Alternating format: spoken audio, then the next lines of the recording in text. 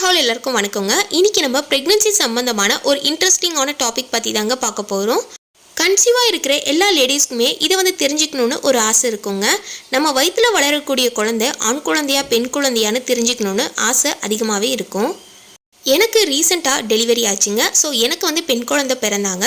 So அவங்க என் வயிற்றில் இருக்கும் போது எனக்கு என்னென்ன சிம்டம்ஸ்லாம் இருக்குன்னு தான் இந்த வீடியோவில் டீட்டெயிலாக உங்கள் கூட ஷேர் பண்ணிக்க போகிறேன். சரி வாங்க, இப்போ நம்ம வீடியோக்குள்ளே போகலாம். வீடியோக்குள்ளே போகிறதுக்கு முன்னாடி நம்ம சேனல் இப்போ தான் நீங்கள் ஃபஸ்ட் டைம் பார்க்குறீங்கன்னா சப்ஸ்கிரைப் பட்டன் அழுத்தி சப்ஸ்கிரைப் பண்ணிவிடுங்க.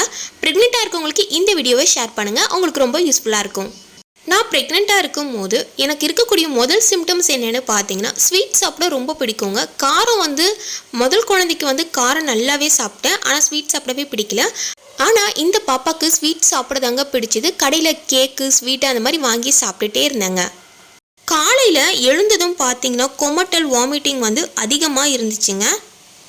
நான் ஃபஸ்ட்டு தம்பிக்கு லெஃப்ட் சைடு தான் ரொம்ப கம்ஃபர்டபுளாக இருக்கும் தூங்குறதுக்கு.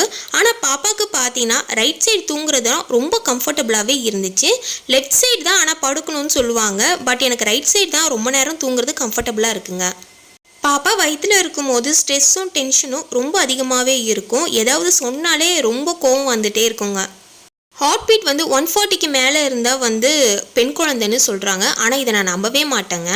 ஏன்னா எனக்கு லாஸ்ட்டில் எடுத்த ஸ்கேன்லேயே பார்த்தீங்கன்னா 135 தான் இருந்துச்சு. ஆனால் எனக்கு பெண் குழந்தை தான் பிறந்துச்சு. ஸோ இதை வச்சு நம்ம கெஸ் பண்ணவே முடியாதுங்க. ரைட் சைடு பிரெஸ்ட்டை விட லெஃப்ட் சைடு பிரெஸ்ட்டு ரொம்ப பெருசாக இருந்துச்சுன்னா பெண் குழந்தை பிறக்கும்னு சொல்கிறாங்க. வயிறு ரொம்ப கீழே இல்லாமல் மைய பகுதியில் கொஞ்சம் மேலே இருந்துச்சுன்னா பெண் குழந்தை பிறக்குங்க.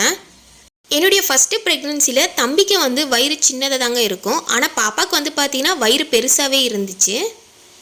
எனக்கு ப்ரெக்னன்சியில் பார்த்தீங்கன்னா ஃபேஸ் ரொம்ப பொலிவாக இருந்துச்சுங்க. ஒரு பிம்பிள்ஸ் கூட வரலை. ஃபேஸ் ரொம்ப பிரைட்டாகவே இருந்துச்சு.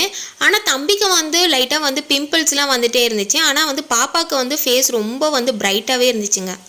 காலையில் எழுந்துக்கும் போதே எனக்கு கொமட்டல் வாமிட்டிங் அதிகமாக இருந்துச்சு. காலையில் எழுந்துக்கும் போது மட்டும் வாமிட்டிங்காக இருக்கும். அப்புறம் பார்த்தீங்கன்னா காஃபியோ இல்லை டீயோ இல்லை பாலோ ஏதோ குடித்ததுக்கப்புறமா அந்த நாள் ஃபுல்லாகவே ஆக்டிவாக தான் இருப்பேன். குழந்தை வயிற்றில் அப்பப்போ அடிச்சுட்டே இருப்பா. ஸோ கிக் பண்ணுற மூமெண்ட்ஸ் பார்த்தீங்கன்னா அதிகமாகவே இருக்கும். அப்பப்போ அடி வாங்கிட்டே இருப்பேன் நான் வயிற்றுலையே.